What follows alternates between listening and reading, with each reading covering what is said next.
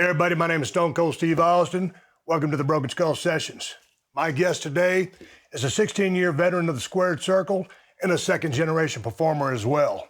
My guest today makes his long-awaited return to the WWE. He is the American Nightmare, Cody Rhodes.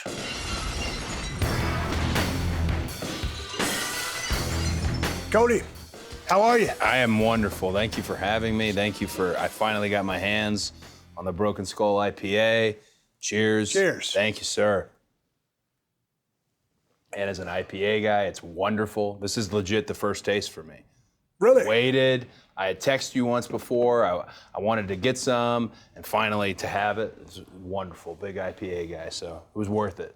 Hey, off camera, we were talking a little bit about watches. I've been watching a lot of your interviews, and you just laid a story on me. So tell me about the watch you're wearing, and your dad gave you a little bit of advice, and I'm such a watch guy, I've got a story for you as well. So Sure. Elaborate about this timepiece you're wearing. Okay. Any timepiece connoisseurs out there will probably be offended, but it is a Rolex Submariner. It's a new beast here. It's got the blue, the classic Rolex dial, but this was a gift from one of my students at the Nightmare Factory, where we teach wrestling, and I specifically teach the beginners camps because that's the fun, teaching people in the beginning. Once it gets after the beginning, I'm not helpful to you, but in the beginning, I'm helpful. But this is a shout out to my man Diamond Sheik, who gifted me this beautiful Rolex, which was apropos, first time I said it today, perfect timing, because I knew I was going back to WWE. Yep. And I was going back at a WrestleMania, and I wasn't wearing Rolexes when I was there the last time. I wasn't wearing any nice timepieces, and time has changed and gone on. And ultimately, I was afraid to wear a Rolex because Dusty had told me that you don't wear a Rolex unless you won the world title. Well, man, that's a lot of, especially now that he's gone. I'm positive I've asked him today, hey, I got this Rolex. Yeah. Goes, oh, it looks great. But I was always afraid of wearing it. And then there was this really touching recent situation where, when he passed away in 2015, a lot of his estate and his valuables would go to his four kids and my mom, of course. You got Kristen, you got Dustin, Teal, myself. There was land somewhere in Texas that him and Blackjack had, but he had this beautiful gold Rolex that he had got when he won the world championship. I don't think the first time. I think when he had won it from Flair at the Gathering, potentially, or at the Bash, whatever it may be. But that was always supposed to be mine. And he had verbalized to me that it was going to be mine, so there'd be no bad blood between Dustin and I, because with my sisters, he didn't verbalize where the Louis Vuitton luggage was going. Right. There's some heat. There was heat. But with this, I was expecting the Rolex. Come to find out, he passed away. Rolex doesn't come. I'm not looking for it. There's more trauma going on than me looking for this timepiece. But I did ask my mom, and she told me, oh, well, I didn't want to tell you, but he had pawned it so that I could go to LA and join the Howard Fine Acting Studio and live in the most expensive city to live in at the time that my family was completely broke, but we weren't telling anyone we were broke because he was Dusty Rhodes. Right. How was Dusty? No way. And he had pawned that Rolex so that I could go do it. So I was always afraid. And finally I was like, it's time. I'm my own guy. My legacy is always tethered to the specter and the man that he was. And I'm more comfortable with that now than I ever was. But for me, I can get my own now. Somewhere out there, somebody's rocking this giant, because he had these huge, stupid, big wrists, giant. I don't know who's wearing that comfortably. They had to change the links on it, but I hope someone has it and is enjoying it. So, but the Rolex looks good on you. It fits the attire for which you present yourself and the way you carry yourself. And my watch story was, off camera, you were talking about Omega. Of course, I had an Omega Seamaster chronograph out of titanium, working an angle with the Undertaker. And somehow the thing gets knocked off my wrist, got powder out of the ring. I'm on the floor looking over the apron, and I'm watching the Undertaker walk across the ring, and he doesn't see. That was the first watch that I'd ever bought that was of value and really meant something to me because I'm a time fanatic. And it just crunch, and he just absolutely demolishes, the band of my watch. So to see a fellow watch guy, I just had to start talking watches with you. So some of the finer things in life I saw on your IG page. Are you a connoisseur now of whiskey or bourbon? So I did a pilot. Hopefully it will be out there. The show is called American Spirit. It's the journey of the bottle. Right. Where's this thing been? I like bourbons, but I'm the first. It's a rudimentary knowledge. I don't know what I'm talking about. I'm with you. So I know what's good, or I know what I like, I don't know what I don't like. That's it. So that's all. I think that's all that I offer to the trio of the bourbon men, because they know what they're looking for. It's a lot about who brings that bottle in, what this bottle mean to you. Did it come from someone in your life and things of that nature? But for me, it's just that. I like this, I don't like that. And it's your own palate and journey. But I learned a lot just filming. I didn't know how to nose bourbon. I'm sitting there, you put your whole nose, but you keep your mouth open. Yeah. I felt like an idiot for a second, but it's a whole thing. When I used to go to wine country and watch people swivel the glasses around. The legs. Oh, look at the legs, look at the legs. I'm like, the legs. Let's just taste it. Speaking of, we hit you with the triple threat here. Uh-oh. One of them is you're gonna feel like a rib, but so as we stocked the Nightmare Bar, so I had a winery in Walla Walla, Knocking Point. They threw down a little champagne. That was the Dream Champagne. That is amazing. This was the GSM they had made for me. It's got good legs on it. Our friends at Knocking Point, Walla Walla. That's the good red there. That's the best of the bunch, and I don't say that selfishly. And then this is a drink you'll probably never have, and I'll probably be the only guy to ever pass Steve Austin a rosé, but that is Brandy's Whoa Baby. Whoa, baby. I dig it. Whoa Baby, also from Knocking Point, yeah. So that was, Dustin's sober, so he can't join us in the revelry. But yeah, that was the family trio there. Man, thank you very much. Oh yeah, thank you. Hey, so you brought up WrestleMania. Let's jump right into it because we got to start somewhere, and you made your illustrious return. Mm-hmm. We've got some footage from the match. Let's just jump into some footage, okay, and then we'll come back from there. Sure. The American Nightmare, Cody Rhodes versus Seth freaking Rollins. Wrestling has more than one royal family.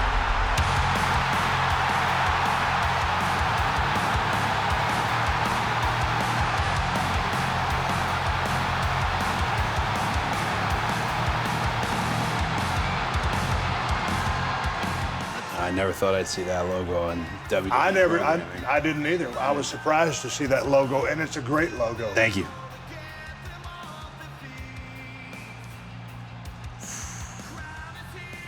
Okay, for the past few days, I've been watching you. Oh, here we are. That's an insane feeling. It is, and if you could bottle that up and sell it, you'd be a millionaire several times over. I've heard you talk about this moment very eloquently, very articulately, and talk about maybe the trance-type state that you were in down that first half of the ramp. And you got, give or take, 75,000 people there. And there's nothing like that feeling. And I know that you went into this with an expectation, but then also with that expectation, there is that hope. Mm-hmm. Because there's a fine line there, right? Sure. And you live and die by that response, and they are with you. And I've heard you describe this moment, but I'll give it to you in 3 words. And you can appreciate this because as young as you are, you're truly old school. Road Warrior Pop. Oh. Agreed? The highest, that's the highest of honors. Right? That is the highest of honors. Do you feel it? I felt it. And I think that's part of the trance itself. Right. Was, of course you want that. Yeah. Of course you're and you got a lot of people telling you. I think it's this open high spot here. Nice action, run ropes. There's that arm drag we were talking about off camera, and then there's that little strut. It's kind of. Where did that come from? The cartwheel. Well, I think it's so funny because when I spoke with everybody at WWE, I said, I'd really love it if you don't really mention Stardust. It's part of me. Yeah. And if I mention it, or if a bad guy gets in there and he's mentioning it, I understand it. It's not the end of the world. However, I never thought I'd be referencing it ever again. And Stardust was cartwheeling, hands in front of the face, hissing. It just felt, so this was one of those moments where, okay, wrestlers, we all think the world revolves around us. They should know every piece of our story. They've known my journey. They've known everything since I was a child. In this situation, I felt like they really did get it. It wasn't about, oh, well, I wonder why he left AEW. It was more, oh, we're so glad to have him back. Well, this is nice. Perfect. Scary watching. Yeah. But, I think Corey Graves put it best on commentary when we did the Stardust spot. He said it's shedding skin. And I thought that's what it feels like, because probably my number one attribute as a wrestler in the actual nitty-gritty is I'm an angry guy. And part of being angry was being Stardust. I didn't want to be Stardust. And then when I was Stardust, I was angry. I want to be the best Stardust. Like, yeah, right. I want to make it work and all that. But that's one of those moments where it's anger and vindication all together. Like, we're not going to harp on it. Me as a wrestler, I'm not going to harp on it. But I know where I came from. And thanks so much, right? AT&T Stadium and everybody for feeling it with me. Yeah. Because they really did understand the story. Those jabs. There's trademark left jabs. Those jabs hurt like yeah. Bionic elbow. Yeah, good fire. People in there, letting it loose. Ripped my forehead up with those Kawada kicks.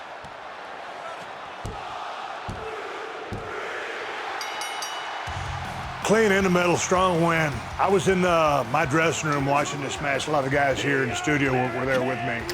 And as I was watching this, I'm just sitting there, man.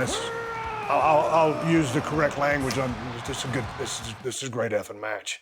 Oh, it's a good effing match. Thank you. This is a good effing match. I just kept saying it, just watching the moments, watching the build, watching everybody soak it in. And you guys are both zoned in. Great synergy out there. Sure. Having a chance now to digest it. I know everything is still surreal to you because everything is moving so fast. You did an hour worth of media afterwards, but now when you look back at that match and can kind of digest it, how do you feel about it? I think an old school train of thought maybe was, hey, the match itself could be a freebie. I think, and this isn't my thought, other people might have said, hey, this is a freebie. They're going to be so happy to see you. It was never don't worry about the match, but there was kind of this underlying feeling that it's more about this moment.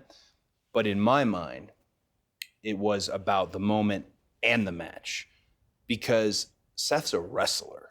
Yes. He's a wrestler's wrestler. And I know, I've been saying wrestling a lot, but if you're putting me, who worships and loves and studies, and all I ever wanted to be was a wrestler, and there with another one at the top, it's got to be a banger match. It has to be. I know there are people who there's always that discussion about, okay, getting over versus having a good match. I think in this case they were one and the same. It needed to happen because there is a portion of this audience that only knows a little bit about where I went. They only know a little bit about it, and they may have already wrapped a perception about it. So this was a starting point, and I thought the match needed to be classic wrestling. I mean, the show's called WrestleMania, and just all the things that ended up being a rare time in my career where my expectations or just my romantic outlook on it, I afterwards thought, Shawn Michaels, I remember once he told me, he's like, don't ask 50 people what they thought. Right. At least it's okay to ask a few people, but you should know. I'll never forget that, because I was kissing somebody's ass. Well, what'd you think? Any feedback? Something like that. And he stopped me and told me, you should know. You've been doing it long enough, you should know. And that was the moment where I walked back and I felt like, I know that was maybe the biggest, to me at this point, the biggest thing I've done in my career.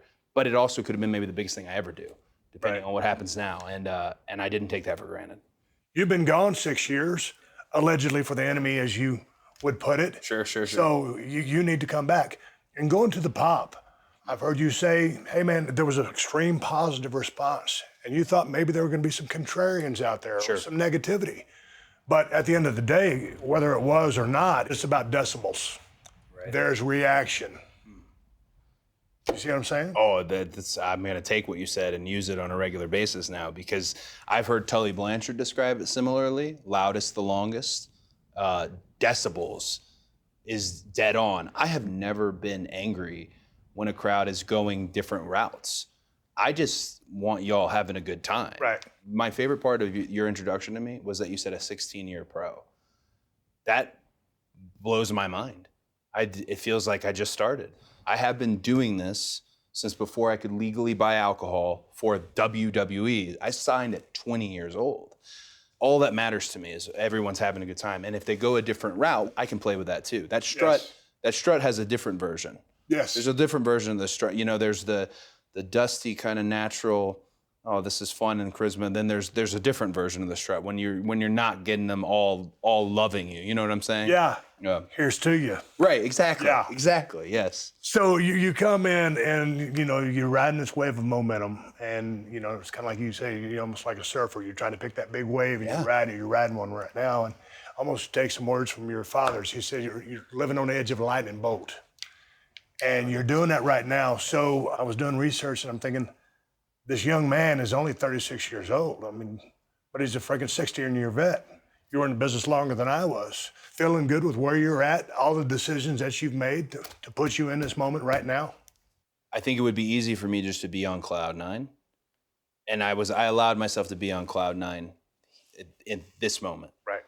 But the moment I came back and saw some of the luminary figures, Michael Hayes I'll use as an example, some of the figures who helped the machine roll, because I don't think they knew what the American Nightmare really was. I don't think they knew what I meant, who I've become. I don't think they understood my attention to detail when it comes to my stuff and what I want it to be.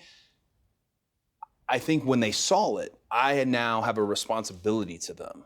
I just joined the team, right? I'm putting the jersey on for the first time, putting the hat on. This trade, this moment just happened.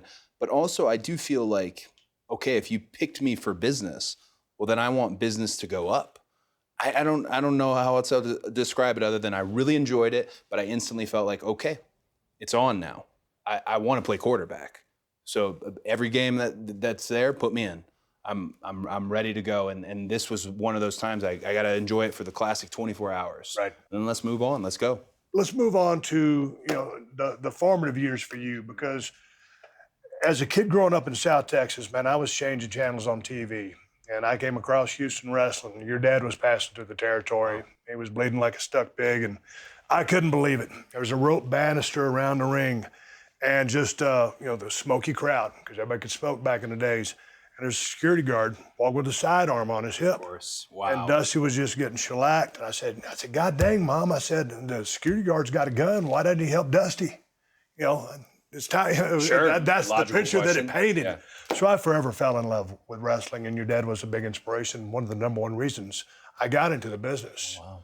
So you growing up in the business, like, what are your first memories of the business? So my first memory, it sounds almost fictional in terms of, hey, this sounds like he's writing it for his autobiography. It sounds like carny BS. But the truth is, my very first memory is Dusty actually puts me in a wrestling ring. So of course this wasn't fair at all. He placed me in a WWE ring, had his hands under my armpits, not letting me move too far. And I remember seeing the buckle with the gold letters, and that was my first introduction to all of this. My mom says, I didn't want him to be a wrestler, but y'all never gave me any other breadcrumbs. There was no other options. There was never anything else that would be any cooler than being not just a wrestler potentially, but being his son in wrestling. And I've gotten so much more comfortable with this over the years, but when I first would go to shows with him as a kid, we're talking Halloween Havoc. You and Dustin have this banger. My brother's getting the big chick pop from the crowd, and I barely, I'm 6'7". I don't know him that well, but just think he's the coolest human being alive. But Dusty backstage was respected so much. I didn't get to see him in the prime of his career. I didn't get that. I got Dusty at home most of the time, really all the time. And then he would take me to the shows, UTC Chattanooga, Montgomery, Birmingham, everywhere around the WCW, the wheel. And the way the boys would interact with him, I knew there was something special about him, I knew he was in a powerful position. I was very attracted to that, and ultimately would be informative for me in terms of getting when AEW started and wanting to somewhat model a little bit after what I had seen him do. But the thing that sold me, I tell people I saw Brad Armstrong hit this arm drag, which I did, and the crowd goes nuts. Again, another big chick pop, which those aren't a thing anymore, and I wish they were. Right. A lot when rock and roll would come out. Right. Oh my gosh. Forget about it. So he hit this arm drag, and I thought, and at the time it was, the undercard or the middle card of the show, and he was so popular as a babyface, and thought that is what I need to be doing. But when we would leave the arenas, and Sting would go out, Brad Armstrong, whatever, and they'd get this nice reaction by the fans waiting by the cars. When we would leave and my dad would come out, it was nuts. And even as a kid, you find this sense of, I'm real proud of you. I don't know why. Yeah. I don't know what you did, but you're proud of him. And it definitely channeled me towards this. And yeah, there he is.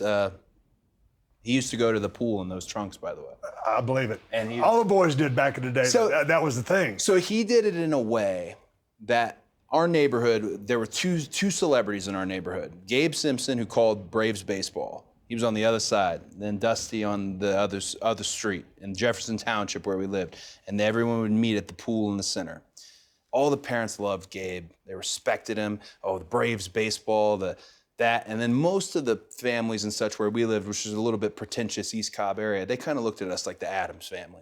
Wrestling? Yeah, Why do people, this isn't South Georgia. Yeah. This is North Atlanta where we're living. So he'd go to the pool in his trunks, big Ray-Bans. He'd get on the diving board, and this diving board would literally touch the water. He was so heavy, but it would still hold him. And he'd come off with this Rodney Dangerfield beautiful dive. It was absurd. He'd get out, go sit back down. No one would ever bother him. But I feel like he did it to make a bit of a statement about, this is my pool too, y'all. Yeah, those What I find interesting about this picture, well, first of all, love the championship belt there. But when you look at the Dusty right there, in today's day and age, if he walked into a building and said, hey, I'd like a tryout, they're probably going to tell him not so much. Very unlikely, yes. Sure. And he was that guy, with the charisma, the promo, just the presentation, everything, the everyman.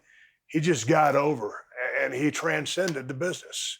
He was a really wonderful athlete. He was. He was there's a couple. And a former football player. And a former football player, had great baseball skills, able to throw a 1-foot drop kick with Tully. Wind was there. If you look at some of the stuff when he's working guys off the horseman path a little, where you see classic arm drags and chanceries and things of that nature, he had an athletic background and he had fundamental skills. He, at a certain point, didn't need them anymore once the persona took over. But I bet there was a lot of, hey, don't do that, Dusty. You want to be a heel. And I think he just did what worked for him, and then it really worked for him. So if he's dropping his breadcrumbs, and were you Sure. always destined to be a professional wrestler? My mom never really played a big role in terms of, let's find an alternative. There we are. She never played it, and there's the watch, by the way. Yeah. She never played a big role in finding an alternative. She did always make sure, I was doing well in school and things of that nature. The only time I think he got worried about me getting into wrestling was around the Attitude Era and Dustin's cooking, because his industry is changing, it's evolving. How would I fit into that industry? Especially because maybe younger, but very old soul and old school minded. That's the type of wrestling I like. It's what I grew up on. It's him, of course. So he got into this tick of maybe be an actor. That was a big thing for him. He'd always tell people, you shouldn't be, this is when I'm wrestling on the road at WWE. He shouldn't be wrestling. He always thought you were so good looking. He was really adamant that I was incredibly handsome, to the point where he'd set you up for failure. Like, yeah, he's a good looking guy. Like, with the jinx on me. Yeah, like you're putting too much into this. But he was big on the idea of maybe becoming an actor. And I think part of that reason wasn't so much his fear for me. I think it's a regret he had. He did a few television shows, things of that nature. I remember he met Johnny Cash on Gunsmoke. There's a couple of those moments. I know he thought he could do more as a character actor, because as every wrestler finds out when they go on any set, oh my gosh, we can do this. We can roll with these punches far more than most of the actors, because you're used to live television and in a synergetic entertainment. I think that was a little bit of living vicariously. Hey, if you decide to be an actor, that would be cool, because I didn't. I think everything got a little jumbled when I started taking off in amateur wrestling. Two-time Georgia State champ. Yeah, I was obsessed with it. You ever seen the movie Vision Quest? Yes. Okay, so that was legit all I wanted. And that was my high school experience. I trained 3, sometimes 4 times a day. And no secret, Dusty didn't know anything about folk style, freestyle, Greco-Roman. He sometimes would get the scores. You'd see him on the side of the mat, throw up a 2 when it was a 1. And you could see he's like, man, come on, I'm getting it. But when that took off, him and my mom thought things might go differently for me. They actually, I think, both thought I might get into the MMA world because there is no wrestling beyond college. So that was something I was starting to get into. I was doing Brazilian Jiu-Jitsu in the last 2 years of high school, and I was just so wanting to be this awesome folk style, freestyle Team Georgia wrestler. And the whole inspiration for this, it always circles back to Dusty, which is fine, was because people looked at him. I mentioned the Addams Family thing, and I mentioned it in jest, but people looked at him in a way that I always wanted to show them. Like, no, I know he's legit tough. I know he's athletic. You might think he's fat and talks funny and shouldn't be this, shouldn't be that, but I know he's these things. One of the reasons I wanted to have that vision quest, the folk style, freestyle, and have success at amateur wrestling was to, I guess, shut up some of the critics of what Dusty did for a living and the non-believers in the entertainment side. Because you get into some of these South Georgia schools and some of these meets, they don't care that they're wrestling Cody Runnels. They just see the black hat and the Dusty sitting over there, and that's beating Dusty Rhodes if you beat this kid, which is absurd when you're 15, 16. But I took it on, and when that started, that's where I started getting offers from schools that I'd never even considered on my radar. You know, the letter from Penn State's coming in. It was jumbled up in my locker when I had left, thinking how I didn't even save it. That's where my parents started to think, oh my gosh, maybe he's not going to go into pro wrestling. But the truth was, there was never any doubt for me. It was the way to go. Okay, but let's start talking about a little bit of your training, because I think, maybe your dad was, at 8 years of age. Sure. I've read like maybe at 12 years of age, he's showing you a little bit about bumping or stuff like that. My dad he allowed me to take a bump and run the ropes at 15. The rule was, he had TCW, his school there in Georgia. The rule was that I could not have a match, but I could come to train with the guys. Most of them were power plant kind of cast-offs, and they'd help me a little. But as soon as the door shut, whether it was Ray Lloyd or somebody else, they'd grab me in a headlock and start calling a match to me. As soon as the door shut. And literally the door would open back up, and he'd look, and I'd just be running the ropes again. Or I could run the ropes, and I could take a bump at 15. And the only things he ever did with me in the ring, ever, were he gave me a body slam on day 1, asked me how I felt. I was okay. He goes, all right, I'm gonna give you a hip toss now. And he gave me a hip toss, and that was it. That was the extent of my formal training with Dusty. And then everyone else took over. Paul Heyman took over when I went to OVW, Greg Gagne, Danny Davis, Al Snow, who primarily trained me. And he's awesome. God, he is. And I feel like I was in a group of, when I was at OVW, everything was changing. Right. What NXT was happening in people's minds, and it was going to slowly become a thing. FCW would turn into that. But when I was in Louisville, I loved the training I was getting, because it was different from what I'd hear from my dad when I talked to him on the phone and things like that. It was different. I feel like Dusty talked to me from the perspective, he was already over. So you hit your finish, he was already over. It was nice to be around people who were not, or who were getting, or who had learned from mistakes that didn't move them forward and things of that nature. So all my trainers, Greg, Paul, Al, Danny, all of them were so helpful. I mean, I'm sure you remember with the gentleman who trained you, still some of the things they said are etched in my brain. Like, I won't start a comeback with a duck. Right. Because one time Danny Davis came out and just ripped me to shreds over all that buildup, and then you're ducking?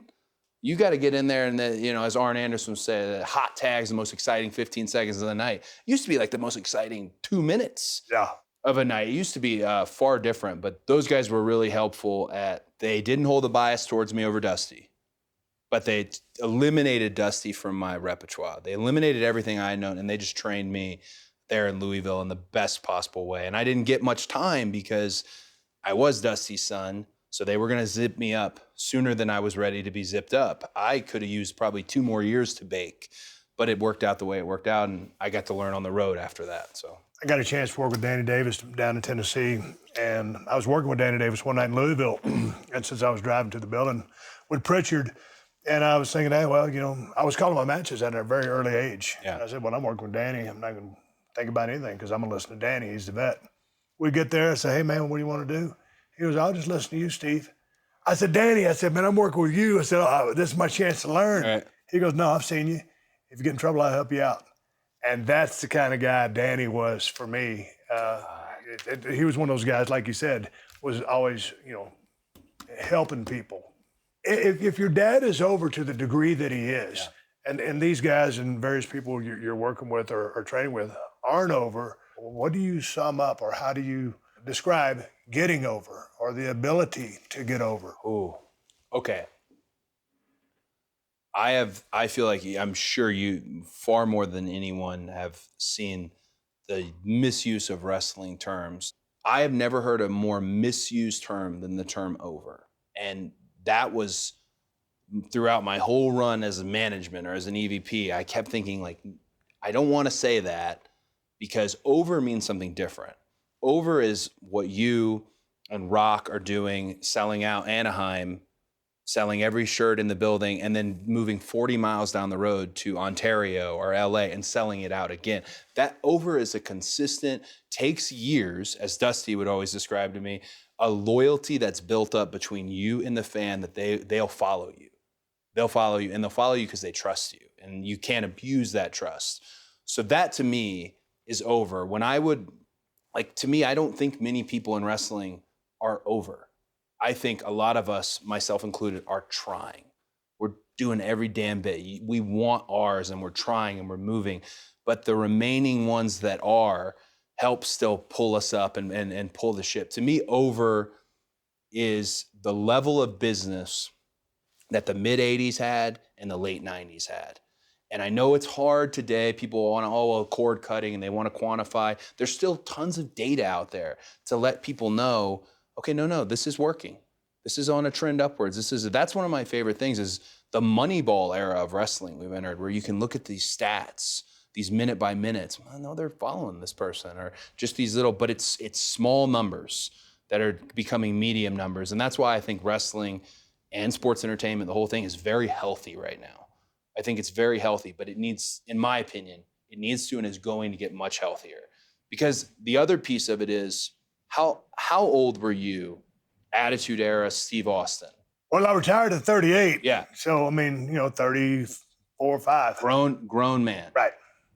You'd worked with Danny Davis. Yes. You'd traveled. So been chopped by him. Right. So you'd worked with these guys, and to me, I always jokingly tell all my buddies and a lot of the students we have, I say pro wrestler prime is 35 to 42. Agreed. That's what I'm loving about what I'm seeing is all of these guys and girls have grown up a little bit. It's different. And, everyone's got kids now, and everyone's got hey, I worked with The Undertaker one time and he told me this. Hey, I had this conversation with Tully Blanchard once and he told me this. Hey, Arn was it's all coming together. Yeah. And to me, that's what over is. Right. Now we got to do it. But I'm so trepidatious about the term over. When people start saying, "Oh, this kid's so over," I just want to. But also when you're getting those different tidbits from this person, that person, or whatever, and they can tell you how they did it, but you've got to turn that to make it work for you. The advice is great. Sure. You just got to use it.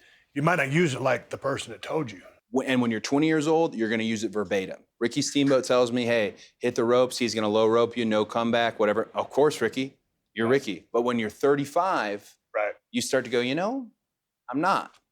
I'm going to do this. Yeah. And if I'm wrong, I'm going to tell you, hey, you were right. That's my big thing now. We haven't had this interaction yet, but I'm waiting for someone to test me on what I know as far as in the ring. And if it's something I believe in, I'm going to say, hey, I'm going to do it. And if I'm wrong, I'll come back here and tell you to your face, I was wrong. You were right. I'll do 100 squats right there in Gorilla if you need me to.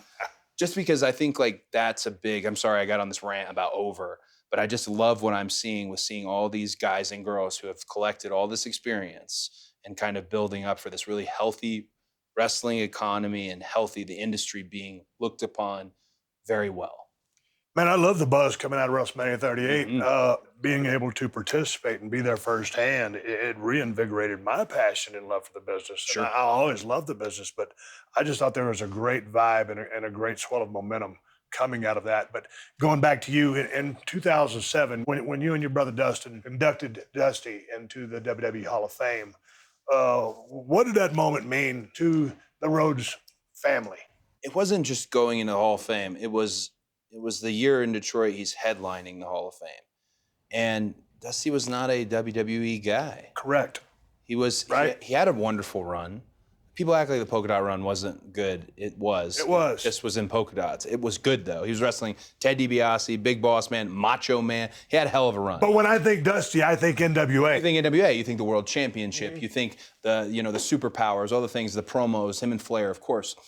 But for this, I told you about when, the family was broke and we went, genuine, no pun intended, hard times. This was everything coming back. He came to WWE in 2005, I think it was.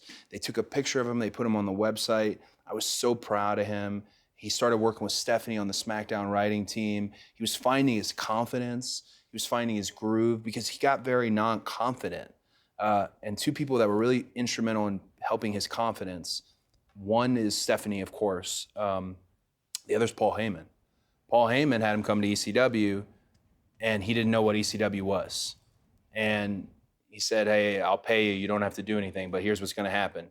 Steve Corino is going to make fun of you in that ring, and we're going to shoot you, and he's ready to get into this if you are. I mean, this was a real situation. Yes. He left it up to him to decide, does he make that jaunt to the ring, and does he hit the elbow, and does this fan base he thinks doesn't love him, do they? And that was to watch his confidence fill up. Same here in 2007, to be together with Dustin and him and to have such a great, to be at the Fox Theater in Detroit, oh my gosh. But it also was the best thing for me / the worst thing for me. It's easy to talk about my dad. A lot of people will say, oh, that was a great promo about your dad. It's not a promo. I'm just telling you about my dad. Like, promo's hard. Yeah. If you asked me to make fun of the produce section, which was a big thing my dad would do, is he'd cut a promo on the produce, and he'd say, oh, lettuce. And he'd start in on lettuce. He always had a big heat with lettuce. I couldn't do it to the level he did. So this wasn't a promo to me. But I remember I came back, and Bruce Pritchard is hugely instrumental in my life and career, even though I don't think I've always realized it. I remember he told me, he's like, hey, Vince wants to speak with you. And I went and spoke with him, and it was just a nice conversation. He knew I was working at OVW at the time, but that interview catapulted me up to TV, and I wasn't ready. I didn't even know how to put like a cravat on. I remember Dean Malenko asked, throw a cravat on, and I just winged it. I wasn't ready, but that was such a significant moment that this also darted me up to Monday Night Raw far sooner than I would have been. I didn't know that. Mm-hmm. I remember, though, being blown away by how articulate and eloquent you were at such a young age, and I didn't know you. Of course, I followed your dad's career, and it was great to see him go into the Hall of Fame, but I was blown away by the articulation with which you deliver your speech. I said, man, this freaking kid is good. Well, I come from a defensive posture when it's Dusty, so I'm always very prepared. It's almost like a debate with me when it comes up with Dusty. I'm very prepared because I felt, you know this, because you worked with Dusty, you were around it. The industry was great to Dusty, hands down, but also there are these periods of time where, he was the booker and he made himself champion and all this. And I'm thinking, it's because he's the most over guy on the show. Yeah. And Flair's got the most heat. This works. Yeah. You hear, that was a big thing. He wins the title. I think it's the Bash. He says, look up at section 408, the farthest section of the building. And you can see silhouettes jumping up and down. He says, that's all we do. That's it. That's it. If you really need to get any confusion on what we do, that's what we do. So I always was really defensive about him. So it is articulate and it is prepared.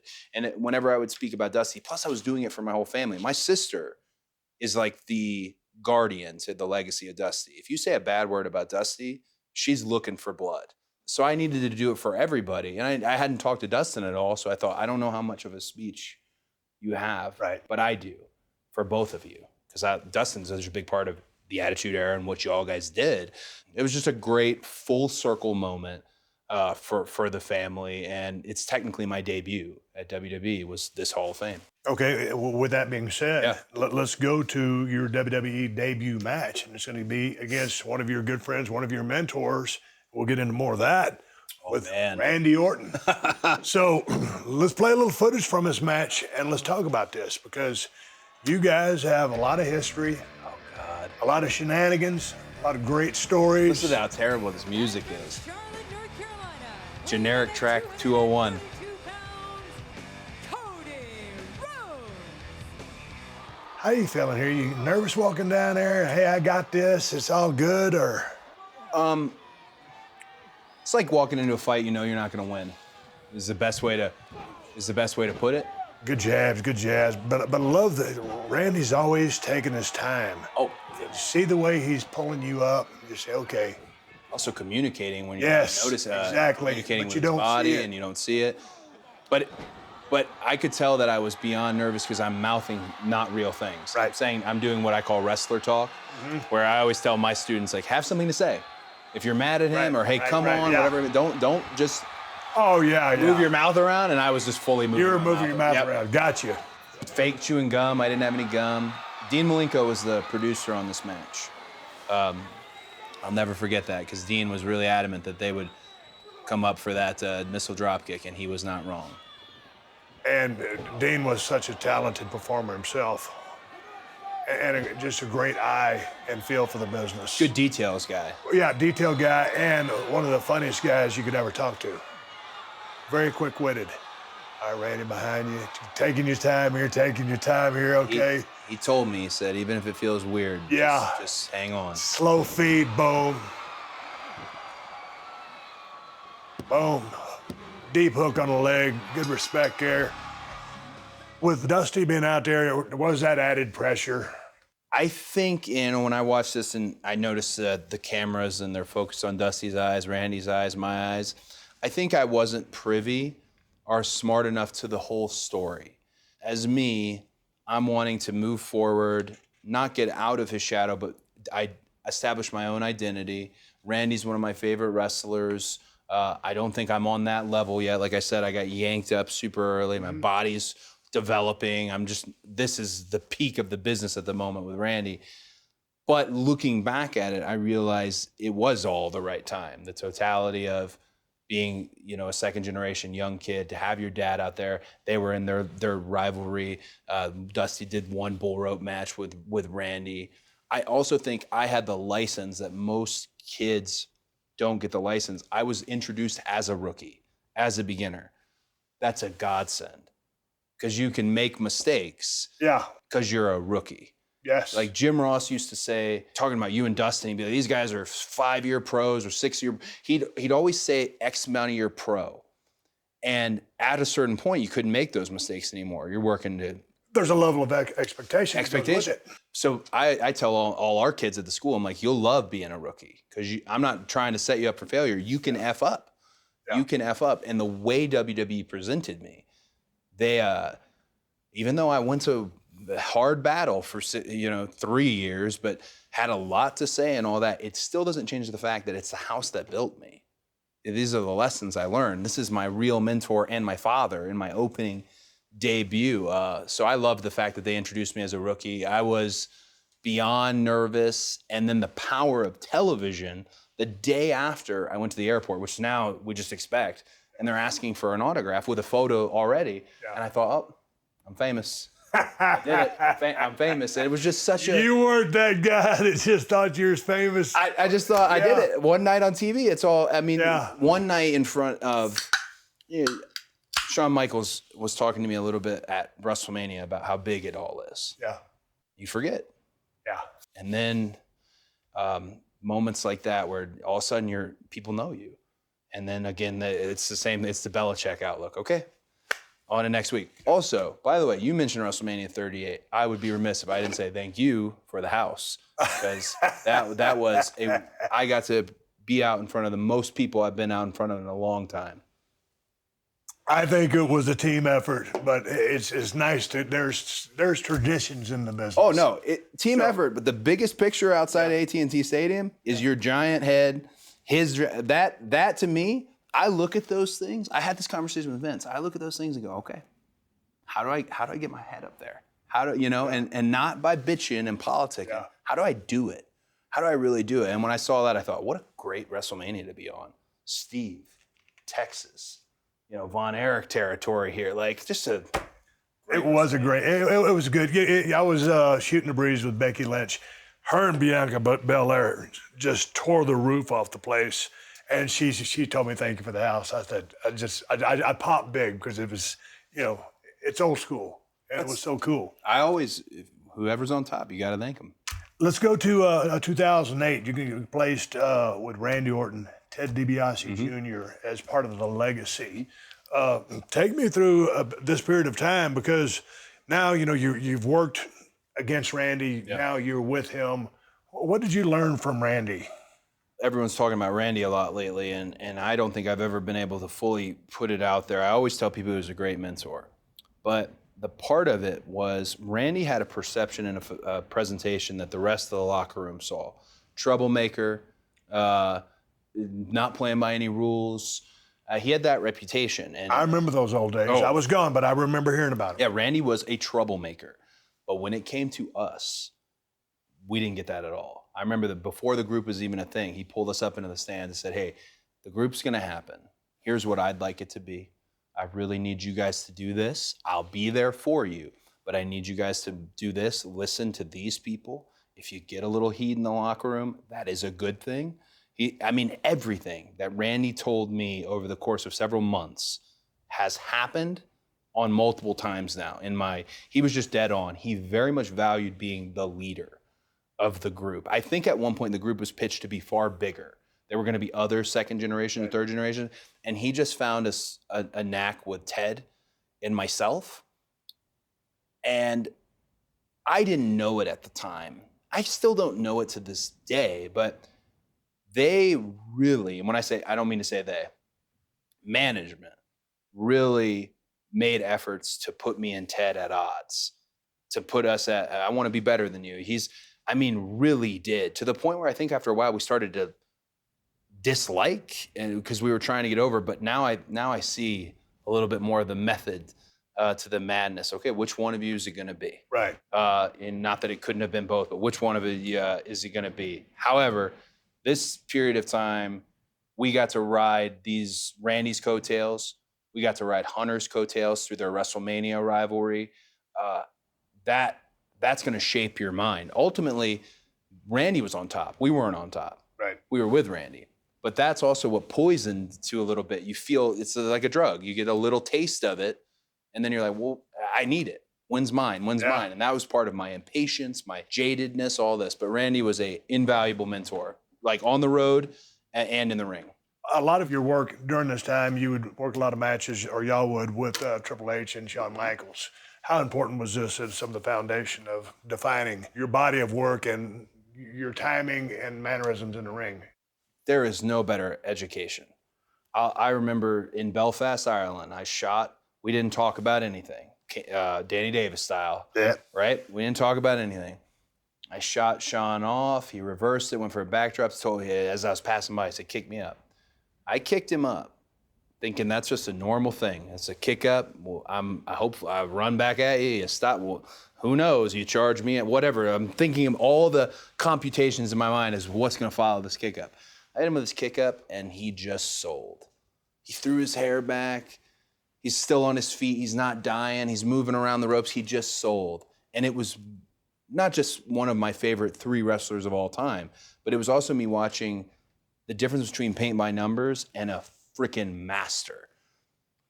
Well said. A master. And just watching, and like that education, I had told Vince that when I spoke with him about coming back. I said, that education, I have no use for this unless I'm doing this. I got to wrestle guys that are no longer full-time. I got to get their wisdom, whether they wanted to give it to me or not, right. Which I don't think Hunter or Shawn were particularly in love with working me and Ted, because we didn't know anything. And we didn't have anything. You ever work with guys like, hey, what do you do? Right. And we didn't have anything. We didn't have signature moves. We didn't have taunts. We were just bad guys.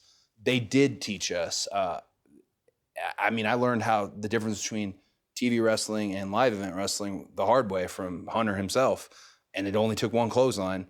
and I knew it. But specifically, Shawn, Hunter, and Undertaker, working with them for more than just one loop fundamentally changed how I look at what we do. It took the training and the fundamental training I had and go, okay, let's get into the crowd side of it now. But and back to your point, there's just a big difference between painting by numbers and the master class. When Shawn took that kick up, it was a euphoric moment watching him. Oh my gosh. And it didn't just matter. It wasn't just that it was Shawn and it was over. It's that they cared, that they felt it, that he moved his head. You know, Steamboat was always famous about you'd worked Ricky, but how he would, his face and how he would react to things. Just the difference between a paint by numbers and an absolute master. Well, bottom line legacy for me, the Roman legacy. Put a button on it. It could have gone one more year and should have gone one more year, which was Arn's point. This is where it culminated, which was our first WrestleMania, to take the real walk, because there is a difference, no offense, between the Battle Royal and the real walk. So this, to take the walk, to have developed a little bit, to begin there, that Pat was a big help. Pat Patterson was very helpful with this match, and to have his confidence. Ted and I could have kept moving forward, but Randy was percolating and getting hot as a baby face. And for us to be the ones to be fully responsible now, we're going to shift that into it's real. He is a good guy, cheer him on. For us to be responsible for that was perfect. That was, hey, he had educated us. Apply the education.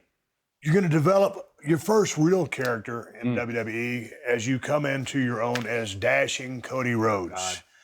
And we've got we've got a really nice video teed up here as we take a look at this promo.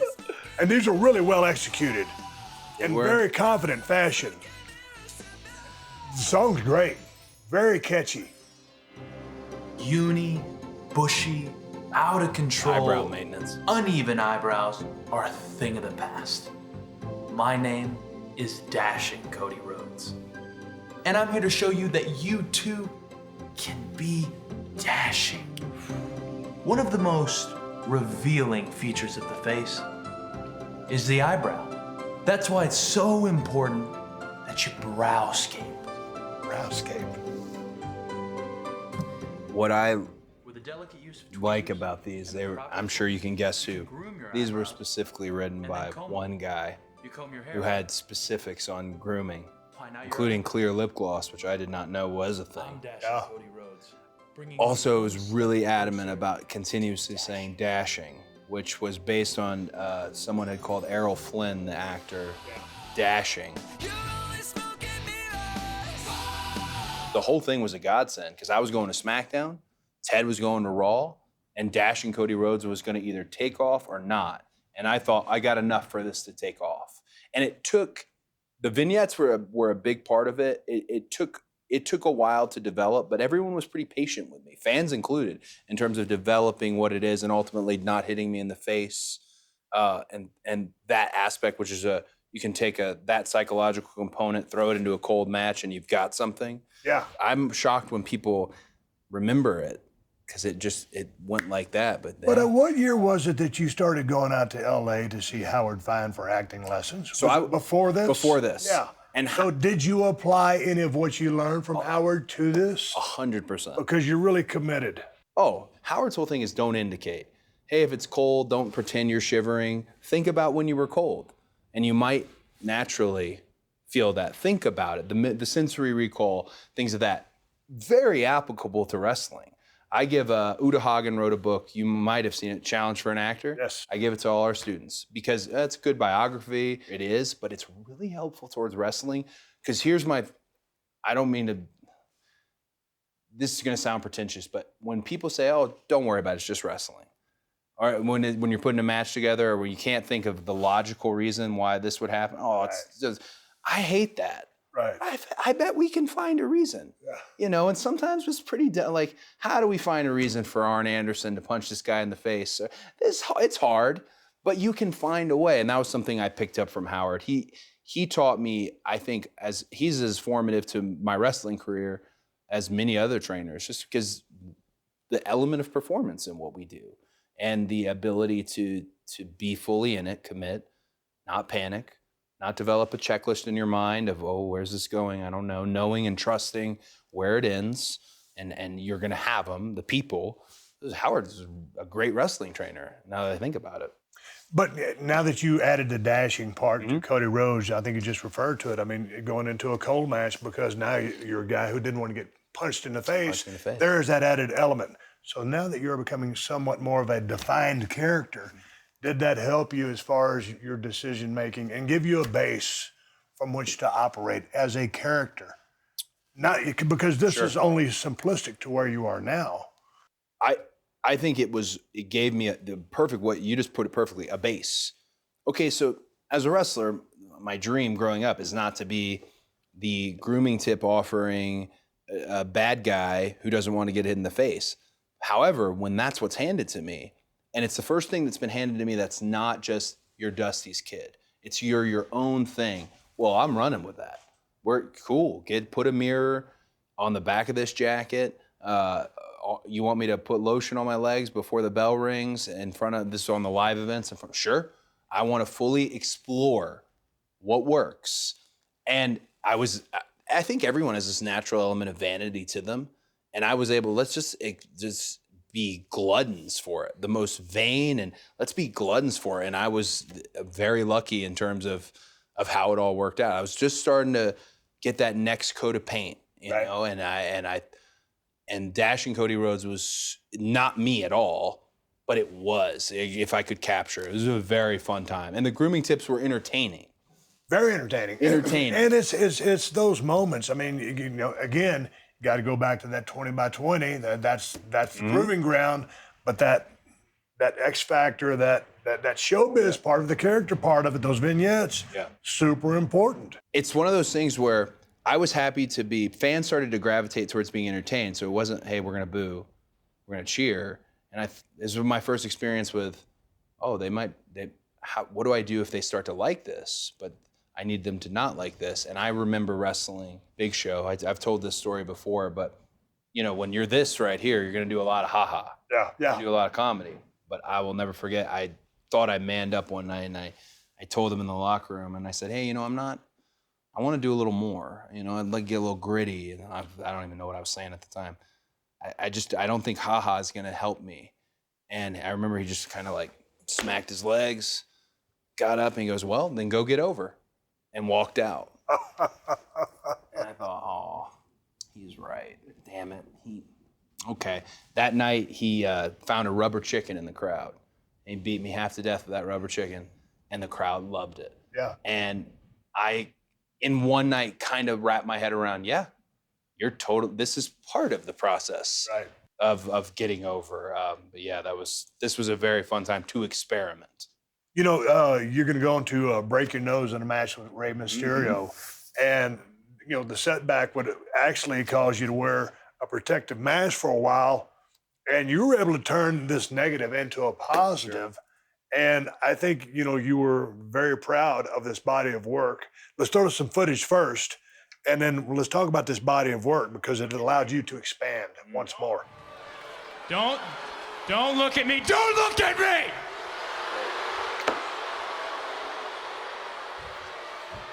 That feeling you have that's festering in the pit of your stomach right now because you heard Rey Mysterio's music. You thought you'd see Rey Mysterio, but you don't. That feeling is disappointment. And I know disappointment. Lately, I've been the king of disappointment every day when I wake up and I see what once was dashing reduced to this. The pain.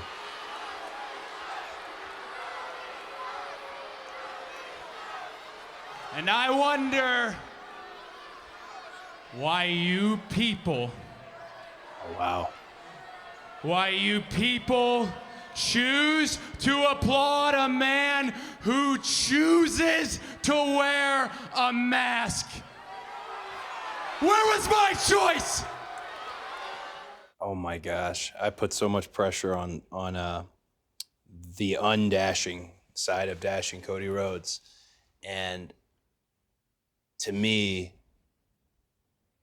so this was some of the best ever for me, and I felt like I was approaching further up the card on the live events. I was wrestling Ray, I was wrestling Randy.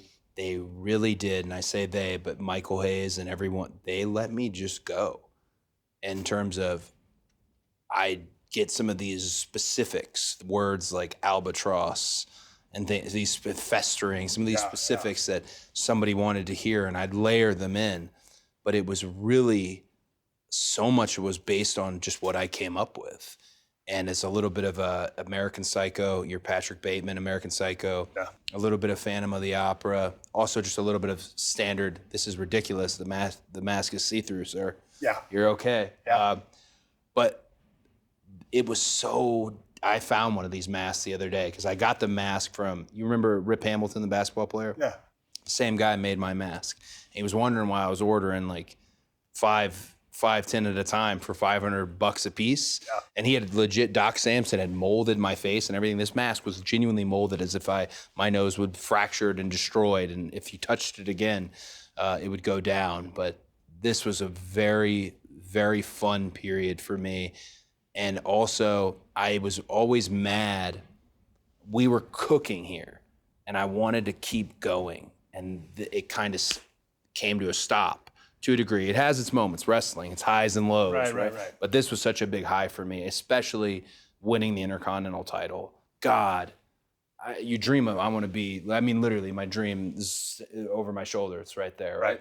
You dream of that. So growing up, the Intercontinental title was a dream of mine as well. When it was handed to me, I just was so happy, because it made me feel like, okay, all these guys who taught me, everybody who's been on board with me, they were right. They were right. This is the process. I had really trusted the process, which now I hate that vernacular, but I had, and it did turn out very well for me. Yeah, undashing Cody Rhodes was a very, very fun experience. But in furthering, it's undashing, but it's a take on dashing. But furthering the strength and character work made the work easier. Mm-hmm. I mean, sure enough, another level of psychology, but the work aspect is easier just because the stakes are higher and there's something to focus on.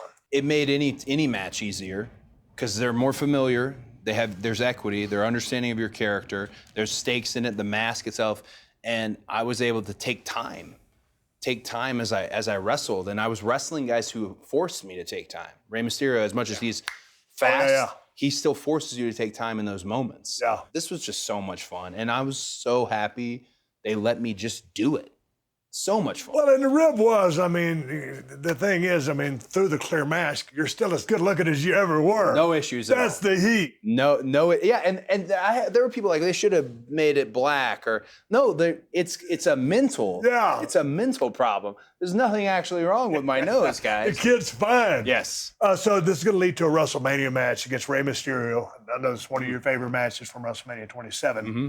And let's check it out. Because, as much and as fast and as dynamic as Ray is, he's not a guy that ever rushes anything. No. He has the gear changes, he has acceleration, but he's a pro's pro. Absolutely.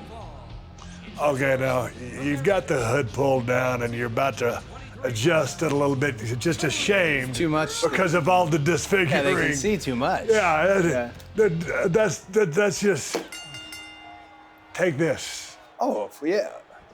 Well, it's not, oh man. As you know, it's about everything from when you get really on the plane to getting off. The work is constant. So now I'm starting to learn about what I call no man's land when you're walking to the ring. What do you do? Right. What do you do in no man's land? How do you get them caught up? And that was, hiding my face was part of that. Dude, and no man's land is when you are not a character and do not have a character. 100%. You're just going out to do an athletic endeavor. Sure. And that's a bad place to be. An athletic endeavor. Damn. Nice sidewalk. Oh man, I'll never forget this, because this is a WrestleMania singles match, but this was also This is wonderful, because let's just start counting here. This was my first match, singles match on a pay-per-view ever. Really? Was at a WrestleMania. Yes. Just holding him up, little start kicking legs there. He said, "Put me down. Did Put me he? down. Put me down. Put me down." Good sell job by you yourself. Obviously, Ray selling. Boom. Kicks the shin out. Down you go. Okay, Ray looking for 619. Will he find? No. It's always nice when a guy has something that's so signature that you can make the music just off that physical drop kick to the back or oh, there you are. He taught me when we were doing big 6-mans and stuff, you know, he'd do multiple 619s, 2 or 3 guys. He was always adamant, please don't push that rope down. And I now found out why, because one time all 3 of us were pushing that thing down, he went and just flew right out of the ring. He couldn't hold the full, the wide berth of it. And then he just got up and started on. I said, oh my God, that's what you meant. That's what you meant. Will Ray send a receipt? Right? Yeah. Ray will. Yeah. And you know what though? Nice. Ray's receipts are probably accidental, as the knee brace from hell that Ray has, that slice taker, put me in a head scissors one night and I thought I was gonna die. Man, wearing the double knee braces, I jacked up a lot of guys. Oh, what are you gonna do, you know? Oh, Damn, nice. that might have been your receipt right there. Very nice. Oh, good kick. Oh, as a weapon. Surely you're not. First of all, I won't call you Shirley again, and you did. And the good thing was the ref was focused on the other weapon. Absolutely. I used to, gosh, man, watching this is nuts. To me, this was a big I'd say this, and there's your preferred cover.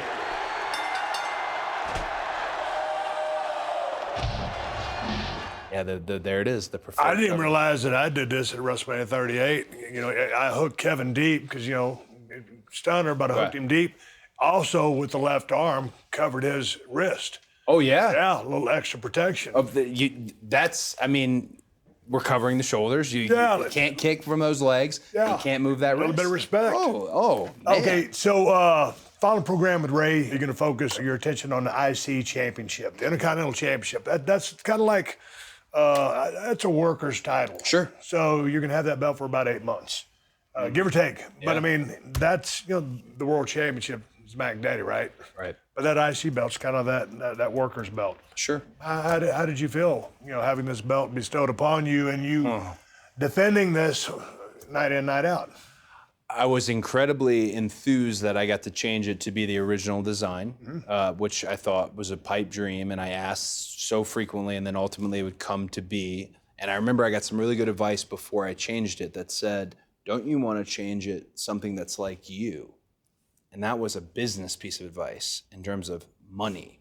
Oh, if they sell these replicas, it will be your money. And I was so caught up in nostalgia and the vintage, what I knew as the IC champ, I wanted that one. It is the work, you know, traditionally the workhorse belt, and it goes back and you look at your situations where you've got Razor and Shawn in the ladder match, and sometimes the best match on the card could be the Intercontinental title. My big thing with the Intercontinental title and any title that's not the world title is really it's beholden upon who gets it to make it something more. Fans now are caught up in the idea that there are secondary belts. I understand if it's not the world championship, then it's a step down. That does make sense to me. But there's been examples in history where the most over guy or girl has the secondary belt. If you look at the Ultimate Showdown, you know, with Ultimate Challenge or whatever, with Warrior Hogan, where Warrior was really cooking and he was the Intercontinental Champion. I always like to get it to that level. So as much as this was a huge honor in my life, and it also was another one of those moments where I don't know if it gave me false hope as to what was next, but it did make me think I'm next. I am next in line. I need to have this run. And then I'm next in line for the big picture, which wasn't great to put that in your mind, knowing that the path that I would ultimately take.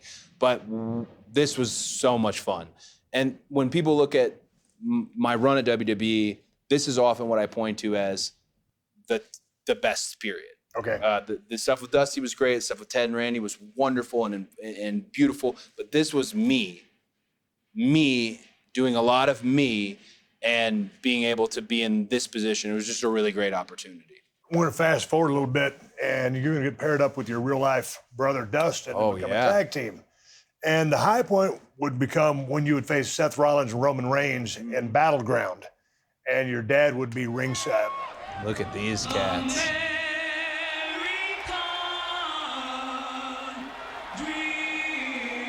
Love that music.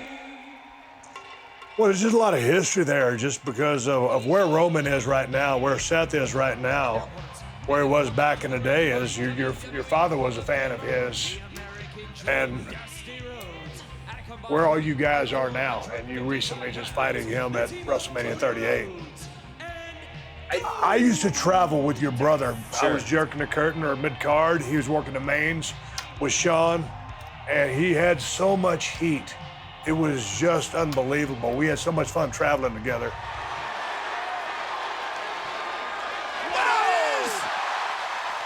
The American Dream! The Flying Elbow! Funky like a monkey! Dusty Rhodes has got this place standing! Big pop for Dusty. Good sell by Dean. So, oh man, there was so much happening on this day with this match, but what this boiled down to, this is hilarious that it's Seth and I. This is the greatest Crossroads ever, by the way. This is the I one. know. This is the one that's held the standard. Wham! That's the cover right Body there. on body. That's the cover.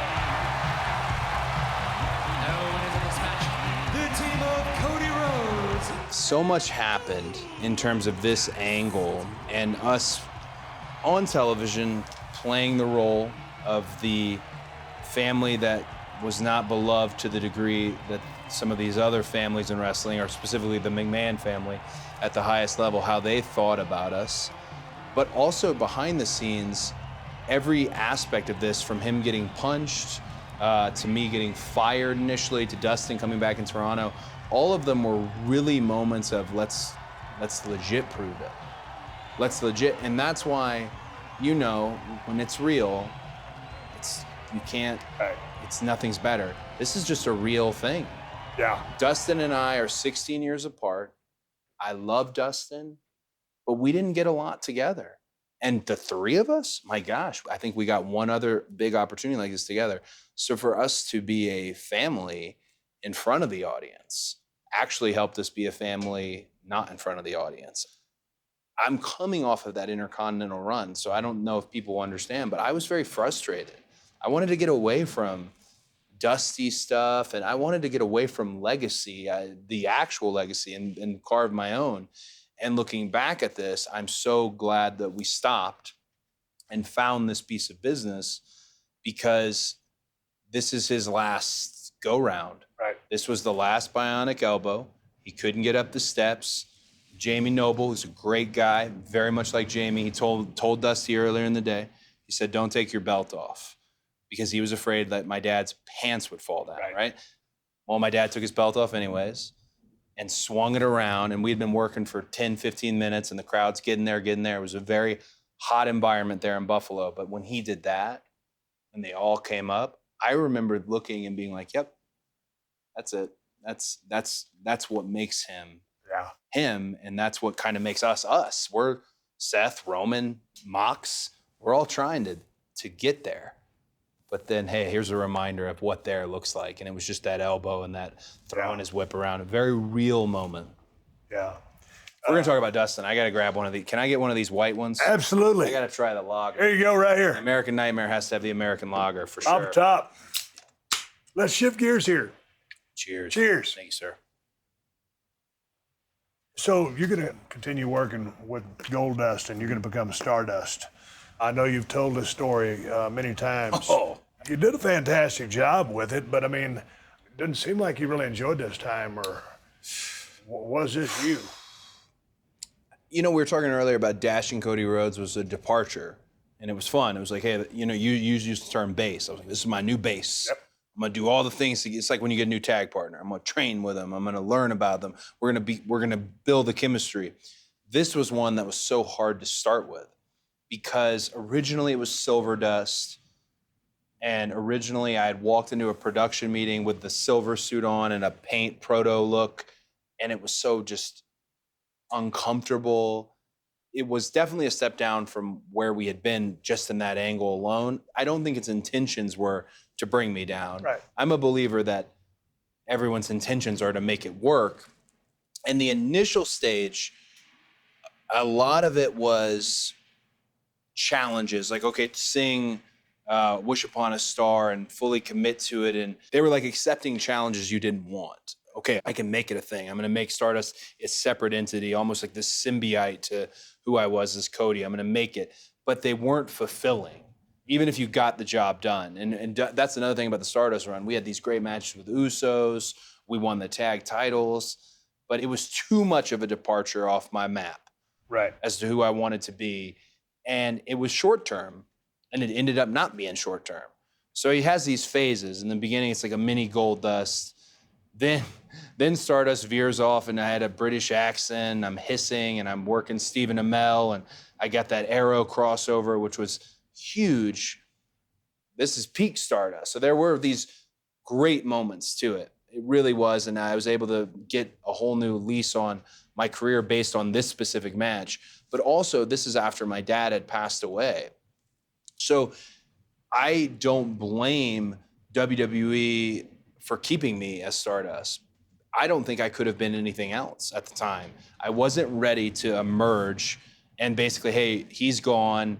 Now you're going to be Cody Rhodes, the head of this family, essentially. I wasn't ready for that at all, like legit. And I was very angry and bitter and jaded when I left. And it's a lot of those things I still would say, but this was a good place to be, actually, behind the paint. And that, I don't know how many times people have heard that, but I needed to be here. Wasn't ready to be Cody Rhodes. Everything at home was terrible. We'd lost Dusty unexpectedly. I didn't know how to handle that. Didn't know what to do with my mom. I didn't know. How did you process that? Because it caught Yeah. me off guard because I didn't know anything about his health, and I heard he was gone, and it shook me up. And I can only imagine for you. I mean, I thought we had more time. I think that's always what you think. You know, he wasn't in the best of health, but he didn't have any chronic issues. Like, at one point, people thought he had stomach cancer. He didn't have stomach cancer. Asking me, right, this is the worst thing ever, right? Lose the man, right? Lose him, and especially considering all the stuff that's going to happen that he's not going to see. But if you'd asked Dusty, he might say this is how it was going to go, because he hated the idea of being an old man. Hated it. He hated watching his older colleagues wrestle past their time. And I think if you'd asked him, yeah, that makes sense. I didn't process it. Stardust was a way to, okay, I'm going to focus on this. Oh, there might be a TV show opportunity. I'm going to focus this. I bought a new house. I was living in Dallas. I didn't process it. I did not begin to process that everything had changed until I left WWE and kind of went out on the independent scene. That's where you start meeting fans, doing these meet and greets that goes on for hours and hours. You start these one-to-one connections, which come to find out is the most important piece of this sauce as a wrestler, is actually connecting with the fans, which is shocking that that's what eluded me for so long. But I didn't process it. I didn't want to flinch. Today, I get very emotional when I talk about Dusty. So I'm on Raw the other week. I'm telling the story about Dusty. Yep. I get emotional, and I see people, small pockets of people thinking that that's an act. What the act was the 6 years or whatever where I didn't move, where I didn't flinch, where when asked, I didn't bat an eye, didn't shed a tear, because I thought that was what my family needed. No Dusty. Well, what is my mom's going to need me? And then what do I do in terms of how do I represent all of his assets and all the things that he brought to the industry? But yeah, I mean, it's a very specific story. When I was there with him for the full 36 hours that he died. and watched it. And I went from wanting him to live to please, man, go. Like, you have no quality of life. Please go. I watched him get paddleboarded and come back, even though it was a purposeless situation. I watched my mom just try to lie, even though she'd worked in the medical field and knew what was what. It was a very difficult situation. And it does, this is the thing, and Brody Lee told me this, and I was really glad that I was somewhat able to tell his own son this, but he said people will be bothered by how much it hurts. They'll say eventually, like, hey man, get over it. You know, it's been X amount of time. His dad had passed away 10 years prior to him telling me this, and he told me nothing's changed since the day. It feels like it just happened yesterday. And that's really probably the best I could tell anyone who goes through that type of trauma, that type of death, is a father or someone in their family. It doesn't go away. You live with it forever, which there's a positive side to too. And a prime example is the bionic elbow at WrestleMania. Like, I do live with it when I choose to. I can pull it out. You know, I can let us all heal from it to a degree, because his death affected, that's the thing. When a wrestler dies, there's an ownership of him. Oh, I'm so sorry. Yeah, I feel so bad. No shit. Me too, you know, like but I learned to just, understood. He was hey, your dad was my favorite wrestler. Yes, he was mine as well. Today, I'm just happy that the business is really kind to him. And he's got this A&E documentary that's coming out that I am really looking forward to, because the more people know about what he did, just again, this little kid who wants to be proud of their dad, like, he did a lot behind the scenes that is very important to what this would become today. Yeah. Before we move on, I'll never forget, I was down in USWA and I'd gotten a word that WCW was interested in me, so I flew down to see Dusty. He was booking the territory at the time. Go to the CNN Center. She goes, yeah, baby, I see you as a heel. And he brought me in. Yeah. And not too long after that, he put the TV title on me, which yeah. I couldn't lace Bobby Eaton's boots, but I mean, your dad did so much for me, and everybody. He touched everybody. I don't want to tear up either. Following the Stephen Amell match, let's move on. Yeah. The Stardust thing just wasn't working out. WWE seemingly did not know what to do with you, and that's a great picture right there, which prompted you to request your release. Sure. And so the decision to do that took a lot of guts, to put it that way. You have a job. Your wife has a job. Mm-hmm. You're not where you want to be, but you're both gainfully employed. And so you put it out there, you wanted to leave. They said, okay, see you later. Tough decision. Very. But one of those decisions, I feel like all of my heroes in wrestling or in entertainment have had to make the decisions that maybe others wouldn't make. I just made one recently. And at the time, there were all these factors that was going into Stardust was supposed to end. I was going to be Cody. I was going to be Stardust. All this was supposed to happen, and it wasn't happening fast enough. And all the advice I was getting, well, go talk to such and such. Go talk to such and such. And at this point, I'm thinking, okay, I don't feel very welcome. And I released myself. I just put out a statement on social. Somebody in talent relations said, I'll see you next week, because I had vented to them. And I said, no, you won't. And then I put that thing out, and that was it. It was an incredibly unprofessional way to do it. I broke the ties. I had to go. I needed to go. I didn't even sign my release papers. Everything that came, I didn't care. I worked for you for 10 wonderful, beautiful years. I met my wife here. I had this great run with my brother. I got to work with my heroes in the business. This just isn't how I need it. It can't end this way for me. So I'm moving on. No hard feelings, which was the best possible thing I could have done at the time. And maybe there was no way out of this. I was so embarrassed. I talk about the good side of Stardust, and I really do mean it, but I was so embarrassed by this that I'd do appearances in full gimmick. And people would be like, oh, it's the commitment. No, it's the fact that I can't bring myself to be Cody and telling them, oh, I'm also Stardust. And doing the bit. It's a sad clown thing, essentially. Yeah. But there was no way out other than the nuclear option, which is what I did. And I am so glad I did it. And if it pissed anyone off or if it affected anyone adversely, I do apologize. I don't think it did. We're all here now. But yeah, it was a huge moment. Huge.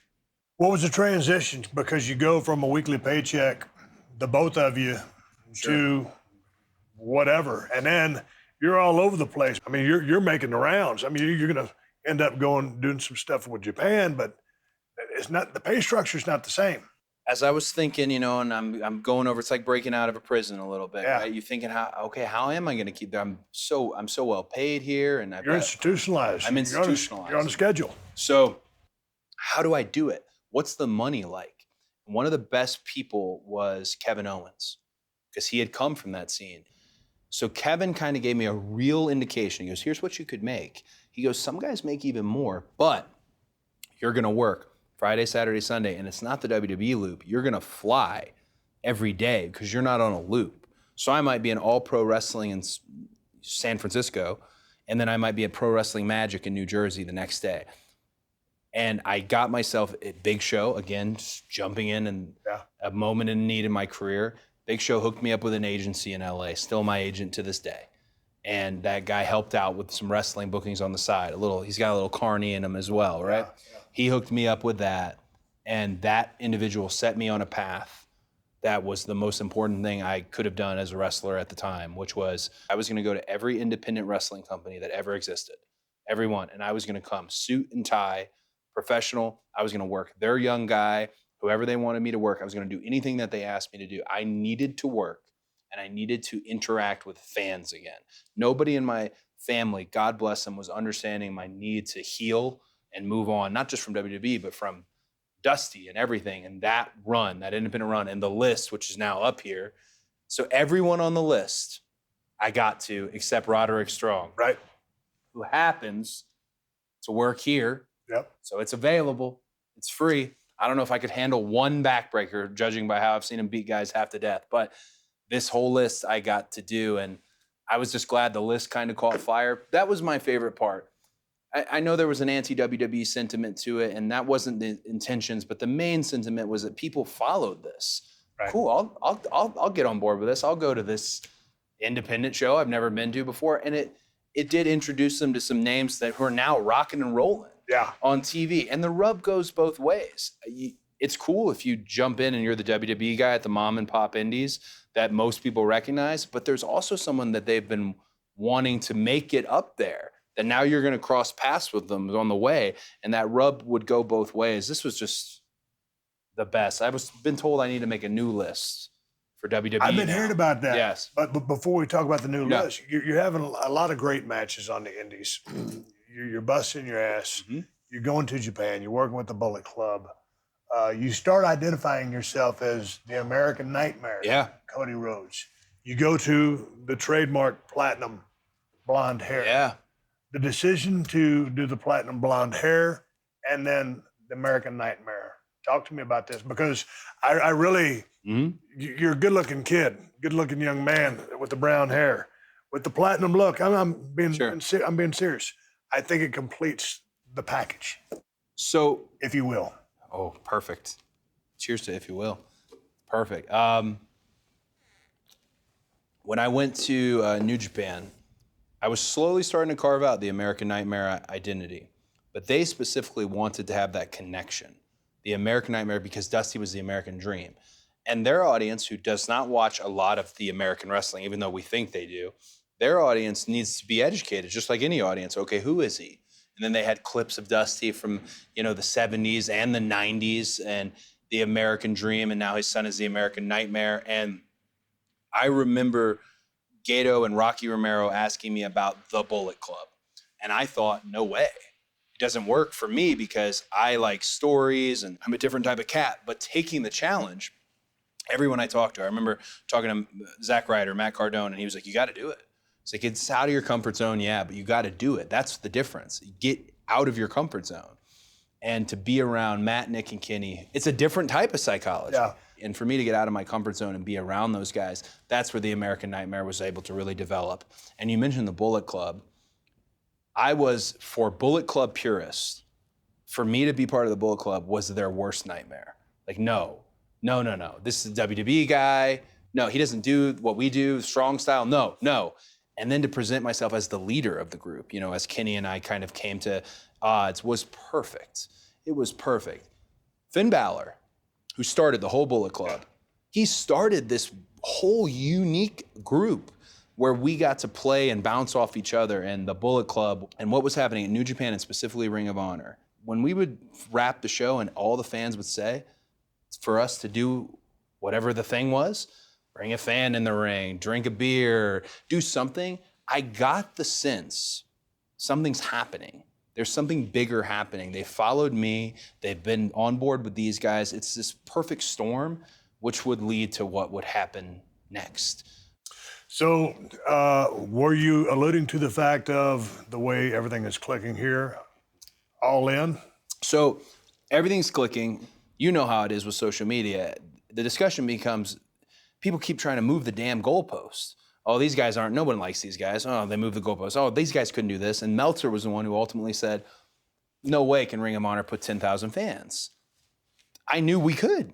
I actually knew we could in a heartbeat. And I'm all pre-workout up at the gym, ready to go, which is when I tweet my worst and best stuff. Yeah. And that was where the bet happened. And I said, I'll take that bet. And then it was, I think, 20-something minutes. Yeah. 11,263 tickets in the building, full building. Yeah. And that was my first Great crowd, too. First night as a executive. That was it. It was a hell of a night at the office. You sell out Yeah. the building. You beat Nick Aldis to become the NWA champion. Yeah. Which ties in some history with your father. Oh, yeah. And you set the wrestling world on fire. Now, how was this for you from a production standpoint or being behind the scenes along with performing? This gave me false hope that I would be able to always do it. So I was able to wrestle. I think we went on 4th, Nick and I had a really wonderful match. And it is one of the loudest I've ever heard in an arena. And that's all I ever want, the decibels. Decibels, brother. I want the decibels. So that moment was very fulfilling. But then I was able to produce the Battle Royal, which I had done earlier. I was able to come over here and communicate with, Ring of Honor's production about what we wanted, because we were all in is very real. We paid for as much as we could have paid for it. And we also booked the card, did all these things of this nature. So it made me think, and Matt and Nick will tell you to this day, if you ever speak to them, I kind of thought everything we did after that would be like all in. Like, oh, we're going to be doing this every night. Yeah. Every night. And it was just a moment in time, a good night at the office. They come and go, but this one was one that changed a lot of people's outlook on what the other offering is. What's the alternative? Who might we see down the road at WWE? Who's cooking? Who's this? And above all, this weekend, because Conrad Thompson jumped on board with StarCast, this was like a Woodstock. Yeah. I had ordered a security detachment for us, not out of ego, I thought it'd probably be hard to go from place to place with everyone wanting to talk. We definitely needed it. I felt like the word over, like, oh my God, I think we're getting over a little bit. All In was a beautiful thing and changed everything for me. That and the New Japan shows did great business. Yeah. You've heard the story about you at the New Japan show, right? The mystery? No. I thought you'd heard this before. Okay. I wrestled Okada. Yes. And after, somebody had said you were at this show. Long Beach.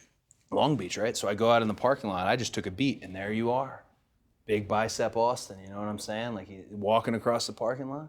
I'm like, oh my gosh. It's one of the goats, one of the Mount Rushmore is randomly walking at this New Japan show in Long Beach, not LA, Long Beach. So you came up and you talked to me a little bit about the match. And you were talking about one particular hold and how to really sink it in a little bit. And you were just very, very kind and flattering and helpful. But as you were talking to me, people couldn't believe that Steve Austin was in the parking lot at this New Japan show. So slowly but surely, the Japanese contingent and the American contingent starts to circle up on you, circle up. And right as they got close, you just tapped me on the shoulder, said, good job, kid. And you turned around and walked off into the dark. And dude, I don't know where you went, because you'd only walked about 5 feet and you disappeared. It was like legit the Batman.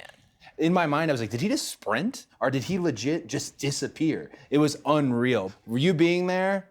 I mean, here you are, the man, the man, and you came to the New Japan show to see what we had cooking. Oh man, great night.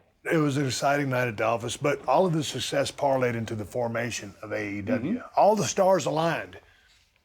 You would become an EVP along with a couple of other guys. My question specifically to you is, was it a difficult transition going from being one of the boys to a management position? Because now you're still one of the boys, but now you're a boss as well. I think it's still a difficult transition, and I'm not the EVP anymore. Yep. I'm not anyone's boss, but to a degree, I'll have always been their boss for that period of time.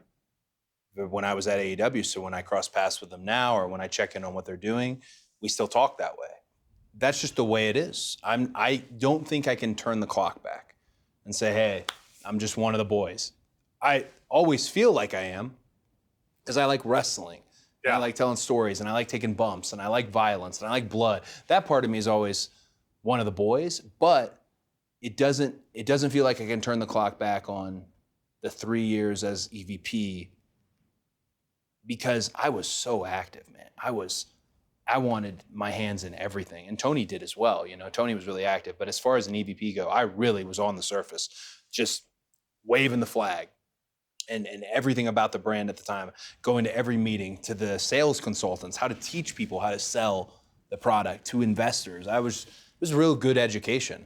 Not useful now that I'm not an EVP anymore. It's more this piece of history. It would have been a great job for me at 45. I've heard you say that. Yeah, not at 35. Yeah. Great job. And anyone who have any issues with in terms of because of I was their boss and there's not really any heat that exists. I always tried everything I could to give, and I was overly generous in my overly generous in my run. And I know, like, had Dusty been here, there's a few things he would have told me, but that would have been one for sure. Because Arn was the one telling me on the side, like, "Hey, man, get some for you here," you know? Yeah. So great time. And listen to you talk about matches. You have said violence 3 or 4 or 5 times. Yep. In other interviews, you've said that as well. I enjoy hearing someone say that because I feel like I'm just not this caveman who was a pro wrestler. Right. I believe in violence in the ring, and it's not a dance. I mean, it's an art form. Sure. But I love the way you talk about the business. What was the highlight of your time in AEW? I'm thinking of a match. Okay. So I peaked soon. The highlight of the time in AEW was the match that essentially made AEW, which is Dustin and myself. Okay. Thank you. And I don't mean that in a braggadocious sense. AEW was cooking. There was a lot of investment. Yeah. Warner Media was behind it. But I've heard the man himself say, this is the match that made this place. And that, I don't think was ever in my intention. I just wanted to have the singles match with Dustin for our own. Again, like it was real. Here's my older brother. Here's me, and here's me trying to get over the hump that is legacy. Yeah. By defeating him. That match probably stands the test of time. Sold out MGM Grand, a lot of blood, a lot of violence. Yeah, you know what? A lot of blood, and that's red. But the beauty of that match was the simplicity of it. Mm. You know, hey, you borrowed a couple of each other's moves, but there was no a bunch of bells and whistles, Sure. whirly gigs, this, that's, and whatevers. It was a basic, simple, professional wrestling match between two brothers, and it was a story. I put it was a story. Let's say, maybe you were 33 at the time, 34. Mm-hmm. So then it was 33 years in the making. Yeah. You know, ever since you came into existence, you know, behind your brother, along with your father, and then there you two guys were in the ring. So I just thought it was a beautiful story, and I love that match. I'm glad you said that. Touching back on something that you said a while ago, with respect to being an EVP, with the promotion building momentum, AEW, success, did you ever feel like you were on a runaway train as far as the success goes, but you were getting away from your goals that you set out to achieve as a performer? Meaning exactly what Arn said.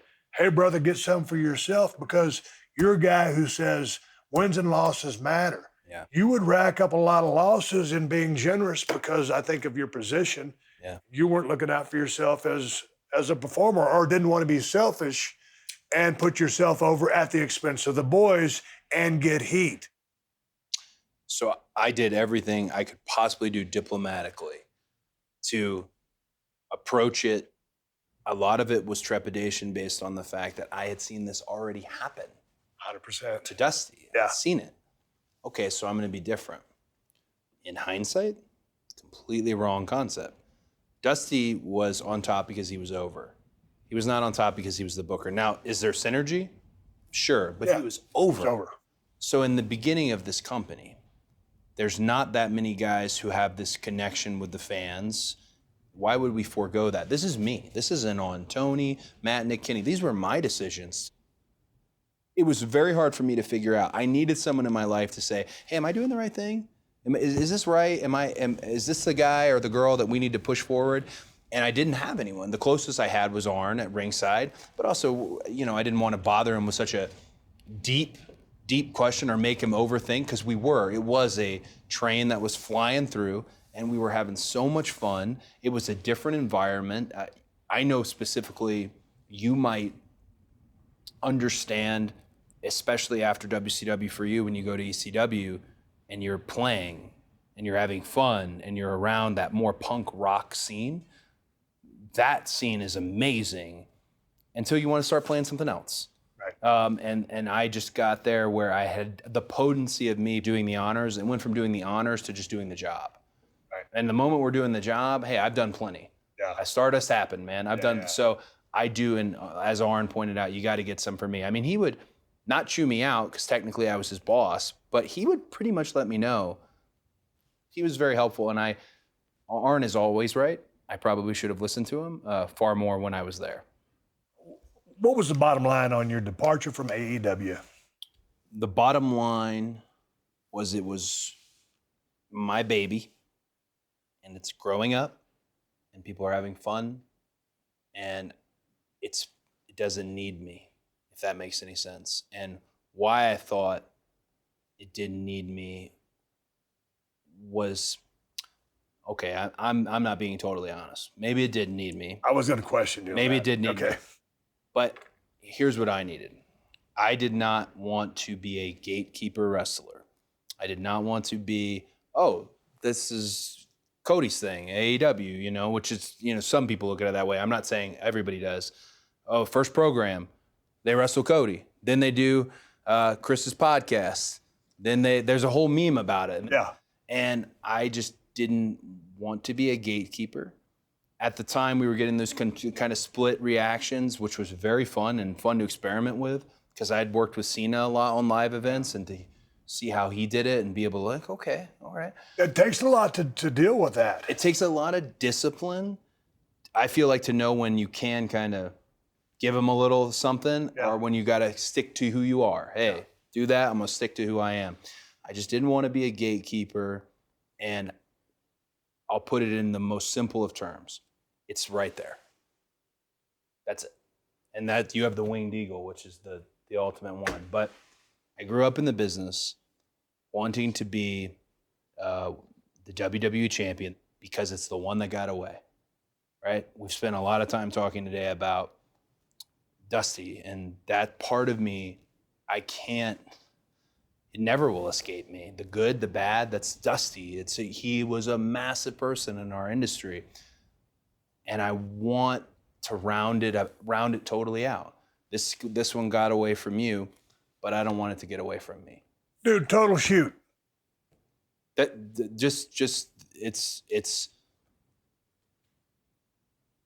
It's right there. I mean, literally, that is the number one reason I left. I'm so proud of it. I am, and I hope everyone hears that and listens to me. I'm so proud of AEW. And of all the people, Matt, Nick, Kenny, Tony, and Chris Jericho, everyone's origin story for AEW is different. I'll give you the real origin story. It took all of us. So one can tell you it didn't take this person. We can rewrite history. It took all of us. But it's a thing now. People are eating and have a good lifestyle. Like Arn said, maybe time to get something for me. And there was one thing left. So go for it. Whether it goes unobtained, that's one thing, but I couldn't let it go unsaid or untried. I've heard you in some other interviews saying, don't play small. You're playing big. I respect that. Yeah. How do you start talking with WWE? It's been a while. Who calls who? The first person I spoke to And it's much later than people think. I think there was this thought process that I had this grand scheme. The grand scheme presented itself to me later than others thought. The very first person who actually made contact was Bruce Pritchard. Bruce Pritchard had called me, and one thing led to the next, and Bruce didn't think it was real. He didn't think I was he thought we were working a thing. And to a degree, we were working a real story, but it was also real. And formal meeting would come after that, and then rising up at WrestleMania. How was the first conversation with the old man after not seeing him for so long? That conversation needed to happen in 2015. Right. And I owed him that in 2015. And I didn't get that opportunity. So I almost looked at the conversation more of the way of, hey, just so you understand where I was and why this happened. Then we can talk about what may be next. But I don't think a lot of people, him included, realized the importance they had. Again, the house that built me. And I took that everywhere I went. So I needed him to hear that. So the conversation was very about who we are human beings wise far before it got to business. Part of me thought what will be said will be uninteresting, but I'll be able to thank them and love them and be flattered by the fact that I went from someone they could have cared less about to having this conversation is I feel good. But what they said wasn't anything less than just freaking spectacular. And it was just time. Timing seems to be a key issue just because of the contract expires. You're TNT champ. You're still working without a contract. Yeah. All of a sudden, this opportunity presents itself. WrestleMania is on the horizon, some 47, give or take, days away. And it seems just like, I don't know. I believe some things were meant to happen. Or do you believe in stuff like that? So I'd like to consider, I feel like there's a running joke with Matt and Nick, the Young Bucks, where they always say I'm an atheist. It's this dumb joke. I go along with it, whatever it may be. It's funny. But more than ever, my journey in wrestling has made it very clear that something is operating this big wheel in the sky. Because think about all the synergy. Dallas is where I wrestled my last Mania as Stardust and watched my friend, Matt Cardona, who also gave me the advice to go back, not just join the Bullet Club, but he was the one guy who said, absolutely, that's the ultimate win, go back. So that was my last piece of business there. I'm returning to that stadium with Seth Rollins, who is one of Dusty's kids from NXT. Yeah. And I get to show him, okay, well, here's what Dusty's actual kid looks like. Maybe a slow learner because Seth got to the mountaintop and I didn't. Right. All of that the synergy around it, there has to be someone pressing the buttons in the switchboard. There has to be something because I don't think, no offense to any writers, but there's no way to write a better story than what's happening. Whether I succeed or whether I fall flat on my face, we're going for it. Like you said, playing big and refusing to play small. You're set to face Seth Rollins in a rematch this Sunday at WrestleMania Backlash. How do you feel right now going into this match? Not physically, but where you are as a whole, character-wise, as a professional, everything that you've learned, and what you came out of from 38 as you head into this match as the American Nightmare. This version, we've been talking about finding this identity all throughout the show, and I think you're doing your finest work right now. Thank you. Still a wrestler, still, like we talked about, love violence, love mixing it up. At the end of the day, the guys who win the matches, and not just win the matches, win them at the big ones. The wins and losses and what we do matter. And I heard for many years that they don't and found out damn well that they do. So I'm just looking to forward the momentum, take nothing away from what he's doing and the work he's doing right now, because it's next level. But I just, I don't think he can stop the train. Upon your return, you tweeted out that wrestling is a love story. What did you mean by that?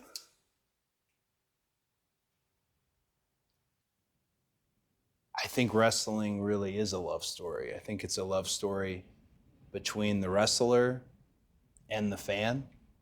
And if it's a real love story, that means it's going to go through a lot. There's a lot of highs and lows. There's time apart. There's time that's jealous. There's time that's angry. But ultimately, we're serving the same beast at the end, which is the show itself. So for that, it's a love story to me. I love this. I love why I got into it. I love the fans who don't love me, and I love the fans who do love me. It's all one big, true love story. And the thing I wanted from the time I was 8 years old, again, is right there over my shoulder. And the opportunity, hey, I feel like I'm good enough. I found the identity. I can go for it. So then I think you almost answered my next question. And my second to last question, does Cody Rhodes finally know who he is at this moment on a professional level? Cody Rhodes found out exactly who he was the moment I came up at WrestleMania and peaked out. Because I had all these ideas. Hey, I know what I am. I told plenty of people I'm the best wrestler in the world, how I define it. I let them all know. But when I came up and was able to be received warmly like that and know what I was going to do next, I felt like I truly was in command of all that I have to offer. And that doesn't mean that there aren't a bazillion people now around me who are there to help. Well, we could try this, or what about this? Or, hey, well, this happened one time. I love all that in terms of that. But for the first time ever in my career, I'm going off my gut. Not such and such's advice, not this rule that exists. I'm going off my gut. And it will fail or succeed based off that. So yes, it's the best way to put it. Well, I think that's going to wrap it up. I mean, you're in the prime of your life. You're in the prime of your career. Everything's firing on all cylinders. I've watched you from day one. I followed you. When you left WWE, I said, man, what is this guy doing? He's got a job, his wife's got a job, and he's just going to go gamble. And you gambled on yourself and you won. I'm proud of you. I don't know if that means anything, but I know Dusty's proud of you. I know your brother's proud of you. Your family's proud of you. And I'm looking forward to seeing the rest of your run. You got a couple good years left in the tank. I'm looking forward to seeing that. And I know that your dad would be proud that, as Hank Jr. would say, you're carrying on the family tradition. Oh, wow. Congrats on everything you've done. I look forward to seeing what you have yet to accomplish. I'm going to add another bottom line. I'm going to break the rules here. Of course it means something to me. When the biggest box office wrestler of all in time says they're proud of you, yup, that means something to me. So, excuse the F-bomb, but my God, thank you very, very much. Thank you. Thanks for coming out. Hey, my name is Stone Cold Steve Austin. This is the American Nightmare, Cody Rhodes, and that's the bottom line, because I said so.